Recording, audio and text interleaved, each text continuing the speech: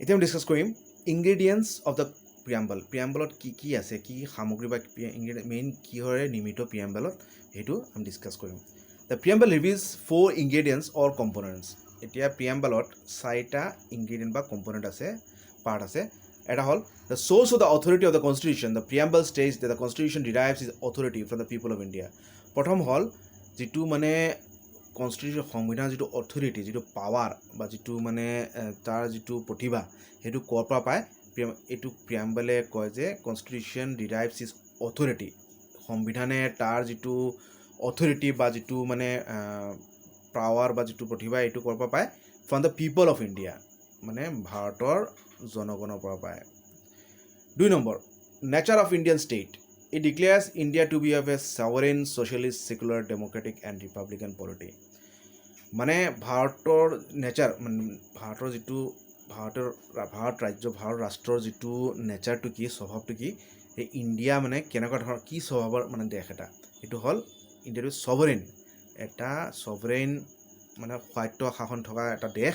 Socialist মানে ছ'চিয়েলিজমৰ সেই principal মানে ফ'ল' কৰে, য'ত মানে চব নাগৰিকৰ মানে হিতৰ কাৰণে ৱেলফেয়াৰ, ছ'চিয়েলিষ্ট যিটো মানে চবৰে ভাল হিতৰ কাৰণে ৰাষ্ট্ৰই কাম কৰি যাব, ছ'চিয়েলিষ্ট। আৰু ছেকুলাৰ মানে ধৰ্ম নিৰপেক্ষ, আৰু হ'ল ডেম'ক্ৰেটিক গণতান্ত্ৰিক, আৰু ৰিপাব্লিকান পলিটি। ৰিপাব্লিকান কিয়? ভাৰতৰ যিজন মানে ৰাষ্ট্ৰপতি বা ৰাষ্ট্ৰপতি আমি কি কৰোঁ, আমি সৰ্বোচ্চ যে হেৰি কৰোঁ, যিজন আমাৰ যিটো প্ৰধান নেতা, তেওঁক আমি বাই ইলেকশ্যন দি আমি মানে হেৰি কৰোঁ, ভোটাধিকাৰ ভোট দি তেওঁক ইলেক্ট কৰোঁ। চ' এইটো হ'ল ৰিপাব্লিকান পলিটি। এইটো হেৰিডিটেৰী নহয়, ৰিপাব্লিকান মানে গণতান্ত্ৰিক, আৰু মানুহৰ চয়নৰ ফলতে আমাৰ যিজন ৰাষ্ট্ৰপতি বা হেৰি, তেওঁ ইলেক্ট হয়, কোনো মানে বংশানুক্ৰমে বা কোনো হেৰিডিটেৰী ফ'ল' নকৰে। 3 নম্বৰ অবজেক্টিভ কি? It specifies justice, liberty, equality and fraternity as the objectives. আৰু কি? জাষ্টিছ অবজেক্টিভ মানে উদ্দেশ্যটো কি আমাৰ কনষ্টিটিউশ্যন সংবিধানৰ? জাষ্টিছ ন্যায়, লিবাৰ্টি স্বাধীনতা, ইকুৱালিটি চবৰে সম অধিকাৰ, আৰু ফ্ৰেটাৰ্নিটি মানে কি? ভাতৃত্ববোধ। এই গোটেইখিনি মানে সংবিধানে প্ৰমোট কৰিব, বা এই উদ্দেশ্যেৰে সংবিধানটো নিৰ্মিত। মানে কি কৰিব? ন্যায় দিব, চবৰে ন্যায়ৰ কাৰণে কাম কৰি যাব, চবৰে স্বাধীনতাৰ কাৰণে কাম কৰি যাব, চব ভাৰতৰ মানুহৰ ইকুৱালিটিৰ সম অধিকাৰৰ কাৰণে কাম কৰি যাব, আৰু চবৰে মাজত ভাতৃত্ববোধ প্ৰচাৰ কৰি যাব। এইখিনি হ'ল আমাৰ সংবিধানৰ মানে উদ্দেশ্য, প্ৰিয়াম্বলৰ উদ্দেশ্য বা সংবিধানৰ এইখিনি উদ্দেশ্য। 4 number, date of adoption of constitution. আৰু 4 নম্বৰ কি মেনশ্যন কৰে? It stipulates November 26, 1949 as a date. এই ডেটত আমাৰ সংবিধানটো এডপ্ট হৈছিলে। কোন ডেটত? নৱেম্বৰ মাহৰ 26 তাৰিখ 1949 চনত, আৰু কাৰ্যকৰী হৈছিলে মানে আমাৰ জানুৱাৰী মাহৰ 26 তাৰিখ 1950। সেইকাৰণে সেইটো আমাৰ ৰিপাব্লিক ডে মনা হয়, কিন্তু একচুৱেলি এডপ্ট কৰা হৈছিলে, সংবিধানটো নিৰ্মিত হৈ এডপ্ট কৰা হৈছিলে নৱেম্বৰ মাহৰ 26 তাৰিখ 1949 চনত। এইটো ডেটটো ইম্পৰ্টেণ্ট। এতিয়া ডিছকাছ কৰিম কি ৱৰ্ডছ ইন দ্য প্ৰিয়াম্বল। মূল কি শব্দ মানে প্ৰিয়াম্বলত সোমাই আছে, এইবিলাক আমি ডিছকাছ কৰিম। চাৰ্টেন কি words: sovereign, socialist, secular, democratic, republic, justice, liberty, equality and fraternity are explained as follows. এই সংবিধানত যে আমি কিছুমান মানে মূল শব্দ, যেনেকৈ আমি পাওঁ sovereign, তাৰপিছত পালোঁ socialist, তাৰপিছত secular, তাৰপিছত আমি পালোঁ democratic, তাৰপিছত পালোঁ republic, তাৰপিছত পালোঁ justice, তাৰপিছত পালোঁ liberty, equality আৰু fraternity। এইবিলাক কি, তাৰ মানে কি, তাক ডিটেইলছত আমি এতিয়া জানিম। প্ৰথম শব্দটো আমি ল'লোঁ ছভাৰেইন। একচুৱেলিটো যিটো sovereign, socialist, secular, democratic, republic যিটো কৈছে প্ৰিয়াম্বলে, এই ছভাৰেইন মানে কি? The word sovereign implies that India is neither a dependency nor a dominion of any other nation but an independent state. এই ছভাৰেইন মানে হ'ল যে ভাৰত কোনো মানে ৰাষ্ট্ৰৰ ডিপেণ্ডেণ্ট নহয়, কাৰো ওপৰত মানে ভিত্তি কৰি মানে জীয়াই নাথাকে, কাৰো কোনো ৰাষ্ট্ৰৰ ডিপেণ্ডেণ্ট নহয়, নৰে ডমিনিয়ন, আৰু কোনো ৰাষ্ট্ৰৰ বা কোনো বাহিৰা শক্তিৰ আণ্ডাৰত নাই, ডমিনেটেড নাই, কাৰো ডমিনেট নহয়, কোনো ৰাষ্ট্ৰই, কোনো বাহিৰা দেশে ভাৰতক ডমিনেট নকৰে বা কৰা নাই। Of any other nation but an independent state, মানে এটা স্বাধীন এটা দেশ, ইণ্ডিপেণ্ডেণ্ট ৰাষ্ট্ৰ। There is no' authority above it, আৰু এইটো মানে এইটোৱে যে ভাৰত ৰাষ্ট্ৰৰ ওপৰত কোনো ৰাষ্ট্ৰ নাই, তাক কোনো মানে কোনো পাৱাৰ নাই। ভাৰত ৰাষ্ট্ৰ নিজৰ ওপৰতে স্বায়ত্ত শাসন আছে, তাৰ ওপৰত কোনো অথৰিটি নাই, কোনো পাৱাৰ নাই।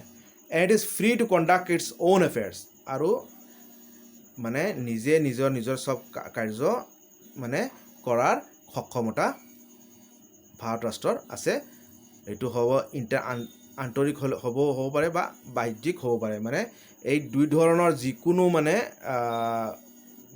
যিবিলাক মানে ভাৰতৰ ভিতৰত যিবিলাক মানে হেৰি আছে সেইটো মানে সেইখিনিও হ'ব পাৰে, আৰু ভাৰতৰ বাহিৰত যিবিলাক মানে হেৰি আছে দুইটাৰে মানে ওপৰত ভাৰত ৰাষ্ট্ৰৰ মানে নিজৰ ওপৰত অথৰিটি আছে। কোনো বাহিৰা শাসনে বাহিৰা ৰাষ্ট্ৰৰ কোনো হেৰি নচলে, নিজৰ ওপৰত আন্তৰিক বা বাহ্যিক কাৰ্য নিজে কৰি যাব পাৰে। Though in 1949, India declared the continuation of our full membership of the Commonwealth of Nations and accepted the British Crown as the head of the Commonwealth, this extra constitutional declaration does not affect India's sovereignty in any manner. কিন্তু এটা মানে হেৰি আছে, 1949 চনত ভাৰতে মানে declare কৰিছে যে ভাৰত মানে ব্ৰিটিছ যিবিলাক কমনৱেলথ মানে ইংলেণ্ডৰ আণ্ডাৰত যিবিলাক দেশ মানে হেৰি শাসন হৈ আছিলে সেইবিলাক মানে কমনৱেলথ অফ নেশ্যনছ, আৰু এই কমনৱেলথ অফ নেশ্যনছক মানে মেম্বাৰ ভাৰতে 1949 চনত মানে কৈছে যে মেম্বাৰশ্বিপটো এৰি নিদিয়ে, মেম্বাৰশ্বিপ কণ্টিনিউ কৰি থাকিব, আৰু ইয়াৰ হেড হ'ব মানে ব্ৰিটিছ ক্ৰাউন, ইংলেণ্ডৰ যিজন ৰজা বা যিজন ৰাণী বা ক্ৰাউন, তেওঁ হেড হ'ব কমনৱেলথ। কিন্তু এই কমনৱেলথৰ মেম্বাৰ হোৱাৰ পাছতো এইটো নুসুচায় যে ভাৰত মানে স্বাধীন নহয়, নিজৰ ওপৰত নিজৰ শাসন নাই। মানে কমনৱেলথৰ মেম্বাৰ হ'লেও মানে ভাৰত নিজৰ ওপৰত নিজৰ সাৰ্বভৌমত্ব আছে, নিজে নিজৰ ওপৰত নিজৰ পাৱাৰ আছে, কোনো বাহিৰা পাৱাৰৰ আণ্ডাৰত নহয়। Further, India's membership of the United Nations Organization is also in no way constitutes a limitation on our sovereignty.